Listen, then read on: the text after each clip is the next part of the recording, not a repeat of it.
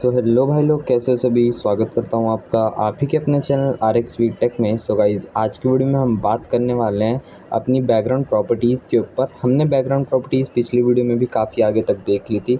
हमने इसके अंदर इमेज इंसर्ट करना, उस इमेज का हाइट विड्थ सेट करना, ये सब हमने अपनी पिछली वीडियोज़ में भी देख लिया था। साथ ही साथ हमने अपनी पिछली वीडियोज़ में कलर कैसे लगाते हैं बैकग्राउंड में वो भी देख लिया था, और ओपेसिटी का कॉन्सेप्ट भी समझ लिया था। तो आज हम जो है हमने जो इमेज लगाई है उससे रिलेटेड कुछ चीज़ें पढ़ने वाले हैं, कुछ प्रॉपर्टीज़ पढ़ने वाले हैं कि हम उस इमेज को कैसे अपनी बैकग्राउंड में सेट कर सकते हैं। ठीक है, तो सबसे पहले तो मैं इस डिव को थोड़ी हाइट और विड्थ दे दूं, ताकि ये इमेज है जो है वो मुझे कम से कम थोड़ी बहुत दिखने लगे कैसे दिखती है। अब देखिए, बैकग्राउंड का साइज़ बहुत ही ज़्यादा बड़ा है, तो हम इसे थोड़ा छोटा करेंगे। देखिए, मैंने पहले 40 पिक्सल करके देखा तो ये बहुत ही ज़्यादा छोटा हो गया। फिर उसके बाद मैंने इसे 100 पिक्सल करके देखा। 100 पिक्सल करने से काफ़ी बार रिपीट तो हो रहा है, पर हाँ, इमेज थोड़ी थोड़ी दिख रही है, तो मैं इसे थोड़ा और बढ़ा दूंगा जिससे मेरे बैकग्राउंड पे सूट करे ये इमेज। ठीक है, तो बैकग्राउंड साइज़ मैंने कर दिया 300 पिक्सल। इससे अब आप देखिए रिपीट हो रही है इमेज 3-3 के कॉलम और रोज़ में, पर हमें इमेज दिख रही है क्या थी इमेज। ठीक है, मैं ज़ूम आउट करके दिखा देता हूँ आपको। ज़ूम आउट करके हमने देख लिया कि ये इमेज विड्थ पूरी ले रही है ब्राउज़र की, और हाइट मैंने 500 ही पिक्सल दिया, तो 500 ही पिक्सल में रिपीट हो रही है। तो हमारा ये तो हो गया हमारा बैकग्राउंड साइज़। उसके बाद हम आते हैं अपनी नेक्स्ट बैकग्राउंड रिपीट पे। अब इससे हम रिपीटिशन बंद कर सकते हैं या कहाँ रिपीट करना है हम इसे ये बता सकते हैं।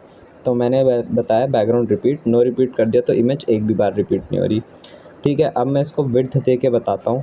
विड्थ दे मैं क्यों दे रहा हूँ ये अभी आपको जस्ट समझ में आएगा, क्योंकि बैकग्राउंड रिपीट प्रॉपर्टी में दो चीज़ें और होती हैं। जैसे रिपीट एक्स, मतलब एक्स एक्सेस में रिपीट होगा। एक्स एक्सेस आपको पता होगा, हमारी एक सीधी लाइन होती है उसके अंदर।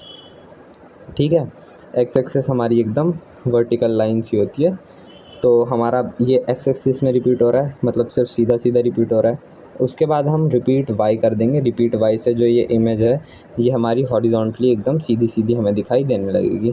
ठीक है, तो रिपीट और रेक्स, रिपीट वाई और नो रिपीट, ये तीन प्रॉपर्टीज़ होती हैं जो हमारे बैकग्राउंड रिपीट के अंदर लग सकती हैं। और भी कई तरीके की प्रॉपर्टीज़ होती हैं, पर ये बहुत ज़्यादा एडवांस CSS है, हमें काफ़ी बेसिक पे रहना है।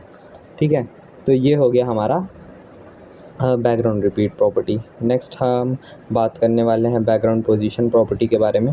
बैकग्राउंड पोजीशन जो होता है वो पोजीशन फिक्स करता है एलिमेंट की, मतलब जो भी हमने इमेज लगाई है उसकी। तो अभी मैं इसको नो रिपीट पे कर दे रहा हूँ, क्योंकि रिपीट एक्स और रिपीट वाई से काफ़ी ज़्यादा बेकार लग रहा है, तो मैंने नो रिपीट पे किया। तो नो रिपीट पे हम देख सकते हैं कि इमेज मतलब टेक्स्ट के पीछे फ़ोटो आ रही है, और मैंने इसकी हाइट और विड्थ बहुत ही ज़्यादा दे दी। हाइट विड्थ ज़्यादा देने से क्या होगा वो आपको अभी पता चलेगा।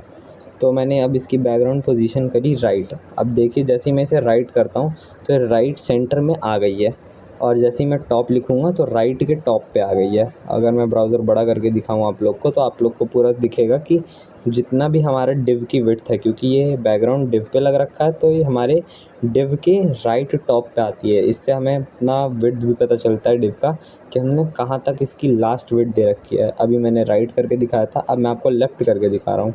तो जो हमारी इमेज है सबसे पहले लेफ़्ट सेंटर में आ गई है।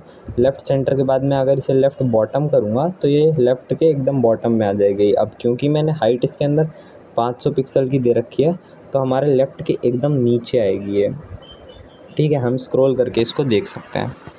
तो अब मैं इसे राइट टॉप पे वापस कर देता हूँ, तो देखिए राइट टॉप पे हो गई। तो हमारी इमेज की डिफ़ॉल्ट लोकेशन लेफ़्ट टॉप होती है, उसको चेंज किया जा सकता है। तो अब जैसे एक एग्ज़ाम्पल और है, उसको कहते हैं बैकग्राउंड अटैचमेंट। ये दो तरीके का होता है, फिक्स्ड और स्क्रॉल। उसके लिए मुझे थोड़ी हाइट बढ़ानी पड़ेगी और थोड़ा कंटेंट लिख के दिखाना पड़ेगा, जिससे आप लोग को समझ में आए कि वो कंटेंट स्क्रॉल हो रहा है कि नहीं। अब स्क्रॉल हो रहा है कि नहीं ये चीज़ आपको मैं प्रॉपर्टी लगाने के बाद दिखाता हूँ कि मैं क्या कहना चाहता था।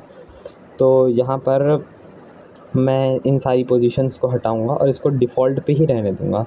तो अब मैं लगाता हूँ बैकग्राउंड अटैचमेंट। सबसे पहले हम इसकी बैकग्राउंड अटैचमेंट स्क्रॉल कर देते हैं। बैकग्राउंड अटैचमेंट स्क्रॉल करने से क्या होता है, ये जो हमारे पीछे है ये फ़िक्स ही रहता है और पूरा कंटेंट बाकी का स्क्रॉल होता है। पर बैकग्राउंड अटैचमेंट फ़िक्स करने से क्या होता है, बैकग्राउंड अटैचमेंट फ़िक्स करने से हमारा कंटेंट के साथ साथ वो फ़ोटो फिक्स स्क्रॉल होती रहती है, मतलब वो एक तरीके से फ़िक्स हो जाती है बैकग्राउंड के पीछे। ठीक है, तो मतलब सबसे पहले तो ये गलती से हमारा बैकग्राउंड साइज़ छिड़ गया, इसे वापस सही कर लेते हैं। उसके बाद हम इसके अंदर जैसे हमने इतने सारे पैराग्राफ टैग लगा रखे हैं, अब हम इसके अंदर हाइट और विड्थ हटा देते हैं, जिससे हमारी इमेज एकदम नॉर्मल अपने हाइट विड्थ में आ गया। हमने नो रिपीट लिख रखा है तो ये बार बार रिपीट भी नहीं होगी। अब हम इसका बैकग्राउंड अटैचमेंट फिक्स करके दिखाते हैं। फिक्स करने से देखिए जैसे जैसे कंटेंट स्क्रॉल हो रहा है हमारा वो फ़ोटो वहीं पर फिक्स्ड है, मतलब एक तरीके से चिपक गई है बैकग्राउंड से। बाकी का कंटेंट है वो स्क्रॉलेबल है। सो उम्मीद है कि आप लोग को समझ में आ गया होगा। अगर आपको समझ में आ गया तो मेरी वीडियो को लाइक करना और चैनल को सब्सक्राइब करना बिल्कुल मत भूलना। चलो मिलता हूँ नेक्स्ट वीडियो में। अब हम आगे इस बैकग्राउंड में हमारी जितनी प्रॉपर्टीज़ थी ज़्यादातर ख़त्म हो गई हैं। हम नेक्स्ट वीडियो में आगे की प्रॉपर्टीज़ जैसे हम बॉर्डर्स या इन सब के बारे में बात करने वाले हैं। ट्यून इन रहना, तब तक सब्सक्राइब कर देना, चैनल को लाइक कर देना। तब तक के लिए गुड बाय।